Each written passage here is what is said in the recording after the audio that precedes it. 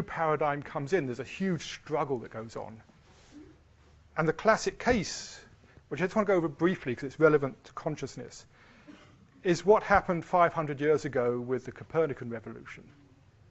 And before that, the old worldview was the Earth was the center of the universe, and everything went round the Earth, and in perfect circles, because Plato said there's the Earth and there's the heavens are perfect, perfect motion is circular motion, therefore everything in the heavens has to move on a circle, which was true of all the stars, but the sun, moon, and the 5 visible planets didn't move in perfect circles.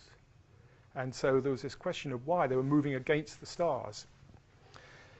And what the medieval astronomers did was come up with these ideas, sticking to circles. They had, well, maybe there were circles rolling around circles. And if you had a circle rolling around a circle carrying a planet, then sometimes it would go faster when it was at the top of the circle, and then it would go slow at the bottom, even go backwards. And they started playing with these things called epicycles. And that got a bit better, but it wasn't quite accurate enough, so they put more circles rolling around the circles, and they started shifting the axes around, and they started getting things like this to try and explain it. And it got more and more cumbersome until along came Copernicus, who said 2 things. The first he said was the Earth spins, which everybody thought was absolutely stupid, because it's absolutely obvious that the Earth is still, right? I mean, nothing's flying around this room. They argued, they said, quite logically at the time, if the Earth is spinning, all the oceans would slop up on one side. A bowl of water would all slop up on one side. It doesn't, it's flat. Therefore, the Earth is not moving. Don't be stupid. The second thing he said, which would have got him into a lot of trouble, except he didn't really say it till just before he died. He was a churchman. He was actually quite cautious about the Vatican. He said the Earth is a planet orbiting the sun, and everybody thought that was not just stupid, it was heretical. And then we know the story. Along came Galileo about 60 years later and looked through his telescope and found evidence for it, and the bishop said, don't be silly, we're not even going to look down your telescope. And then the other thing that happened exactly at the same time was Kepler. He was looking at the actual orbits, and he realized the orbits weren't circles. It all made sense if the orbits were ellipses. He had no idea why they were ellipses rather than circles, but he broke the thing with Plato. Copernicus still stuck to Plato's idea of circles.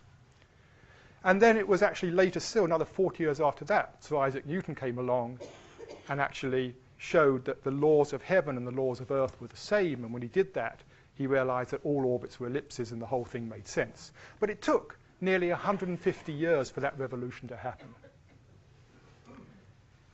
And so what Kuhn showed was there's a number of phases we go through. First, the existing paradigm encounters an anomaly. An anomaly is an inexplicable observation, something you can't deny but can't explain. And the planets were the anomaly there. In fact, the word planet means to wander in Greek. Planeta is wander.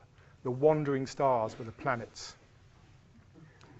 Then what happens? Initially, the anomaly is ignored or sometimes rejected. It isn't really happening.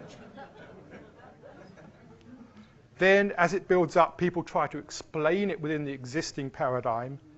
That's the epicycles. Then a new paradigm is proposed in which the anomaly is resolved, but that's usually rejected, often ridiculed. And then finally, it gets accepted as it begins to explain things better. This isn't a new idea, of course. Schopenhauer put it much better earlier. Every truth passes through 3 stages before it's recognized. First, it's ridiculed. Second, it's opposed. Third, it's regarded as self-evident.